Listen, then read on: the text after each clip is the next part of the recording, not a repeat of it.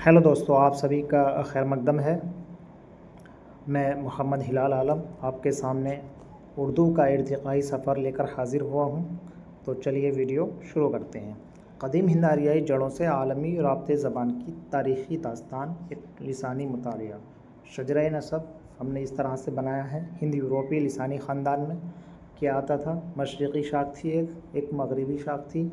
मशरक़ी शाख शोतम ग्रुप और मगरबी शाख का था कैंटम। लातीनी, यूनानी, जर्मन और जिससे अंग्रेज़ी वगैरह निकली है। फिर आती हिंद आरियाई ईरानी, फिर होती है उसकी शक्ल हिंद आरियाई। इस शाख में क्या है? तालु से अदा होने वाली आवाज़ें इर्तिक़ाई अमल से गुज़रकर सीन जैसी आवाज़ों में तब्दील हो गई। उर्दू का बुनियादी ढांचा जो है इसी हिंद आरियाई शक्ल का तसलसल है। हिंद आरियाई ज़बान जो है उसको 3 अदवार में तकसीम किया जाता है, तारीख़ी अदवार। पहला है क़दीम हिंद आरियाई, 1500 क़ब्ल मसीह से 500 क़ब्ल मसीह तक का जो है ज़माना शुमार किया जाता है, 1500 से 500। इसमें क्या है? वैदिक दौर और क्लासिक संस्कृत का उरूज था। उलमा और अशराफिया की जो है वो ज़बान थी। दूसरा आता है वस्त हिंद आरियाई दौर आता है। ये है 500 क़ब्ल मसीह से 1000 ईस्वी तक का जो है ये ज़माना था। अवामी ज़बानों का दौर था। पाली, प्राकृत और अपभ्रंश का ये इर्तिक़ा था, इसके अंदर ही होता है। फिर आता है जदीद हिंद आरियाई, यानी 1000 ईस्वी से ताहाल तक, अब तक। इसमें क्या है? मगरबी और खड़ी बोली का ज़हूर, हिंदवी, उर्दू और जदीद हिंदी की तश्कील इस दौर में होती है। अब पहला दौर, उस पर हम बात कर लेते हैं। पहला दौर था क़दीम हिंद आरियाई और वैदिक अहद। इब्तिदाई नक़ूश ये दौर 1500 से 500 क़ब्ल मसीह तक मुहीत है। ऋग्वेद, यजुर्वेद, दीगर मजहबी मतून जो है इसी दौर में तख्लीक हुए थे। क़वाइद की तश्कील जो थी मशहूर माहिर लिसानियात थे पानी, उन्होंने संस्कृत के क़वाइद की एक मुस्तनद और मेयारी शक्ल दी थी।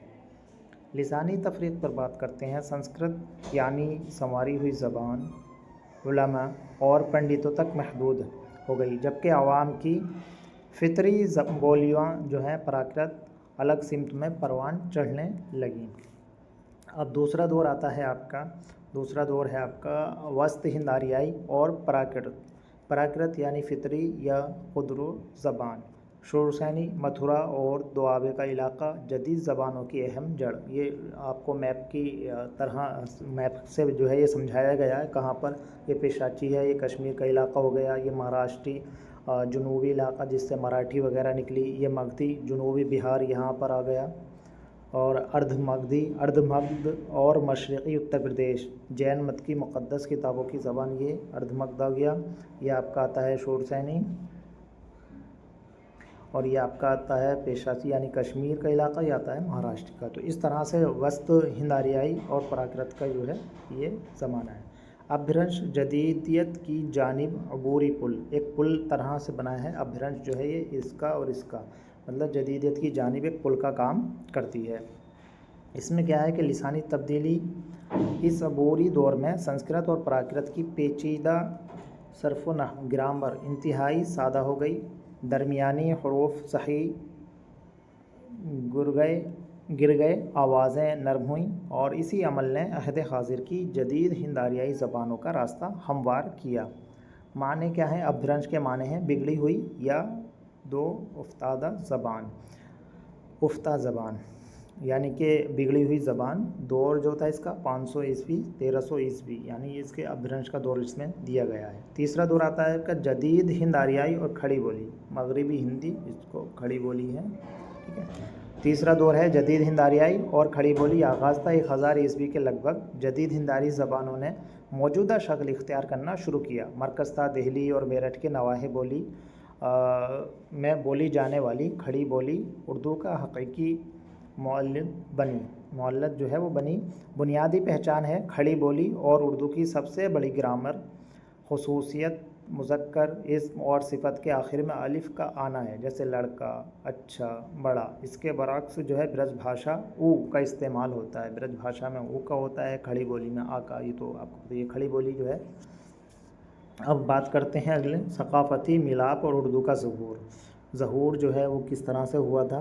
کھڑی بولی کا ڈھانچہ ہند آریائی میں آتی ہے، پھر عربی، فارسی اور ترکی کی لغت، پھر ہندی ریختہ اردو۔ اس کے نام ہیں اردو کے: ہندوی، ہندی زبان، دہلی ریختہ، گجری، دکنی اردو، لشکری، شاہی خیمہ، یہ اس کی زبان ہے۔ مسلمانوں کی آمد کے بعد مقامی کھڑی بولی میں عربی اور فارسی الفاظ کی شمولیت سے یہ نئی زبان پروان چڑھی۔ عظیم فارسی شاعر امیر خسرو 1253-1325 نے اسی ابتدائی زبان ہندوی میں اپنے مشہور دوہے اور پہیلیاں جو ہے تخلیق کیں۔ اب جائے پیدائش سے متعلق نظریات پر بات کر لیتے ہیں۔ اہم نظریات جو ہیں خطۂ پنجاب یعنی کہ محقق حافظ محمود شیرانی، انہوں نے کہا تھا اردو کی داغ بیل پنجاب میں پڑی اور مسلمانوں کے ساتھ یہ زبان ہجرت کر کے دہلی پہنچی۔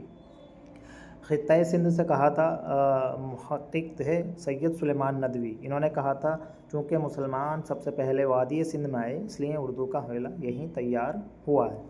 پھر آتا ہے خطۂ دہلی اور نواح دہلی، سب سے مستند یہی مانا جاتا ہے۔ تو یہ محقق جو تھے جنہوں نے کہا تھا پروفیسر مسعود حسین خان، انہوں نے کہا تھا یہ اردو کا حقیقی مولد دہلی اور اس کے گرد نواح کی کھڑی بولی ہے، اس طرح سے ان کا نظریہ ہے۔ اب خطۂ دکن میں کہا تھا جنوبی ہند کے نصیر الدین ہاشمی نے کہا تھا کہ اردو کا ابتدائی ارتقاء دکن میں مقامی اور صوفیاء کرام کے زیر اثر ہوا۔ تو یہ مختلف نظریات ہیں جو ان لوگوں نے دیے ہیں۔ سب سے مستند جو ہے وہ پروفیسر مسعود حسین خان، ان کا نظریہ مانا گیا۔ اب رسم الخط کی تقسیم اور فورٹ ولیم کالج کے بارے میں تھوڑا سا یہ دیکھ لیجئے، رسم الخط کی تقسیم کس طرح سے کی گئی ہے۔ صدیوں تک یہ مشترکہ زبان ہندوستانی کہلاتی رہی۔ جدید سیاسی اور سماجی بیداری کے تحت اس میں تفریق پیدا ہوئی۔ عربی عرصہ، رسم الخط ہے عربی و فارسی، یعنی کہ عرصہ اس کا بنا دیا نام، عربی فارسی ملا کر۔ فورٹ ولیم کالج 1800 میں جان گلکرسٹ کی نگرانی کے اردو نثر کا آغاز ہوا۔ نمائندہ کتاب تھی میر امن کی باغ و بہار۔ اسی طرح رسم الخط دیوناگری جب آیا تو فورٹ ولیم کالج ہندی نثر کی بنیاد اس پر پڑی۔ نمائندہ کتاب تھی للو لال کی پریم ساگر۔ 1875 میں راجہ شیو پرساد نے اعتراف کیا کہ عوامی سطح پر ان دونوں میں کوئی فرق نہیں ہے، یہ تفریق محض رسم الخط اور مذہبی بنیادوں پر کی گئی ہے، مطلب ان دونوں میں کوئی فرق نہیں ہے، دیوناگری اور عربی فارسی میں، اس میں اردو میں اور ہندی میں، صرف جو ہے ایک مذہبی جو ہے بنیادوں پر اس میں جو ہے آپس میں فرق کیا گیا ہے۔ اردو قواعد کی جو ہے ہند آریائی ساخت دیکھیے، وہ خوبصورت لڑکا اج بازار گیا، یہ الفاظ کیا لکھا ہے؟ الفاظ عربی اور فارسی مستعار ہیں، ٹھیک ہے۔ فعل نحو مکمل طور پر اپبھرنش اور پراکرت کی ساخت، اور اسم اور ضمیر خالص ہند آریائی کھڑی بولی کا الف اختتام، مطلب تھا، لڑکا، تو کھڑی بولی کا اختتام، یہ سب دیا ہے اس میں۔ اردو نے عربی فارسی سے مخصوص آوازیں فا، زا، خا، غین، قاف مستعار لیں، لیکن اس کی اپنی ہند آریائی آوازیں ٹا، ڈا، ڑا اور بھا، پھا آج بھی اس کی شناخت ہیں، یعنی کہ جیسے یہ ہے ٹا اور کیا ہے پھا، با، یہ اس طرح سے انہوں نے یہ تھا ہے۔ تو یہ اس کا ایک قواعد کی جو ہے تشکیل یا قواعد ہند آریائی کی ساخت، اس کے بارے میں صرف ایک جملہ دے کر سمجھانے کی کوشش کی گئی ہے۔ اور اردو کا سنہری دور پر بات کرتے ہیں، سنہری دور کی بات آتی ہیں۔ دکن 15ویں سے 17ویں صدی تک، دلی آتا ہے 18ویں سے 19ویں صدی تک، لکھنؤ آتا ہے 19ویں صدی تک۔ اب دکن 15ویں صدی سے 17ویں صدی تک آتا ہے درباری سرپرستی اور صوفیاء کرام کا کلام، اس ٹائم یہ ہوتا تھا۔ پھر نظامی کی قدم راؤ پدم راؤ اور آئی، اور وجہی کی سبرس داستان ہوئی، اور نمائندہ شاعر تھے اس میں قلی قطب شاہ ولی دکنی، یہ دکن کی بات ہے۔ دہلی میں آتے ہیں 18ویں سے 19ویں صدی میں، کلاسیکیت اور غزل کا عروج ہوا اس میں، زبان میں نکھار اور پختگی پیدا ہوئی۔ نمائندہ شعراء تھے میر تقی میر، خواجہ میر درد اور مرزا غالب، آخری کلاسیکی اور پہلے جدید شاعر کہلائے جاتے ہیں یہ لوگ، ٹھیک ہے، مرزا غالب۔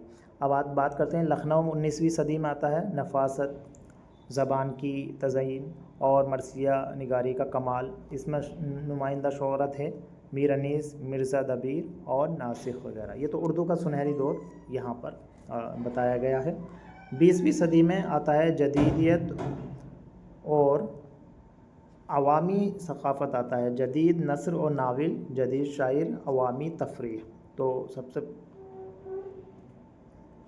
منشی پریم چند، گودان، سعادت حسن منٹو اور قرۃ العین حیدر آگ کا دریا نے اردو فکشن کو عالمی معیار بخشا۔ جدید شاعری ماتے علامہ اقبال، فیض احمد فیض اور نور میم راشد نے اردو شاعری کو روایتی عشقیہ مضامین سے نکل کر فلسفے اور انقلاب سے جوڑا۔ عوامی تفریح کے لیے بر صغیر کی فلم انڈسٹری بالی ووڈ ہے اور ذرائع ابلاغ میں جو ہے ہندوستانی کے مشترکہ لسانی ڈھانچے نے اس زبان کو عوام کی تفریح اور رابطے کا سب سے بڑا ذریعہ بنائے رکھا۔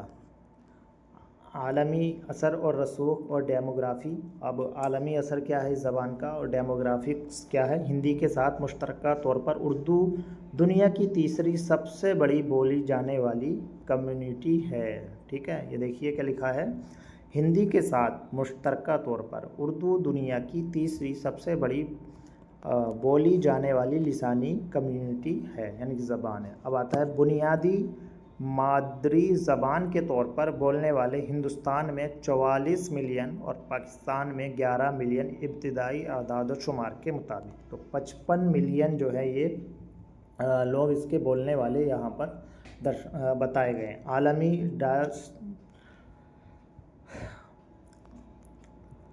ڈائسپورا آ گیا، مشرقی ہندی خلیجی ممالک، یورپ، برطانیہ اور شمالی امریکہ میں جنوبی ایشیائی تارکین وطن کی سب سے بڑی رابطہ زبان ہے یہ۔ ٹھیک ہے، عالمی ایک ڈائس بنا رکھا ہے اس کا، وہ دکھا ہے۔ حرف آخر ہے، تہذیبی سنگم کا لازوال بہاؤ۔ اب یہ آخر یہاں پر اس کا اختتام ہوتا ہے۔ اردو محض ایک زبان نہیں بلکہ بر صغیر کی صدیوں پر محیط ثقافتی رواداری اور لسانی ارتقاء کا زندہ ثبوت ہے۔ ہند آریائی بنیادوں پر کھڑی یہ زبان آج بھی عربی اور فارسی کی چاشنی کے ساتھ عالمی سطح پر دلوں کو جوڑنے کا کام کر رہی ہے، ایک ایسا دریا جو قدیم تاریخ کے پہاڑوں سے نکل کر جدیدیت کے سمندر میں کامیابی سے رواں دوا ہے۔ تو اردو کے بارے میں تو مختصر سا آپ کے سامنے یہ ارتقائی سفر ہم نے پیش کیا، اس کا اختتام ہوتا ہے۔ ملیں گے پھر سے نئی ویڈیو میں، تب تک آپ سے اجازت چاہتے ہیں۔ اللہ حافظ۔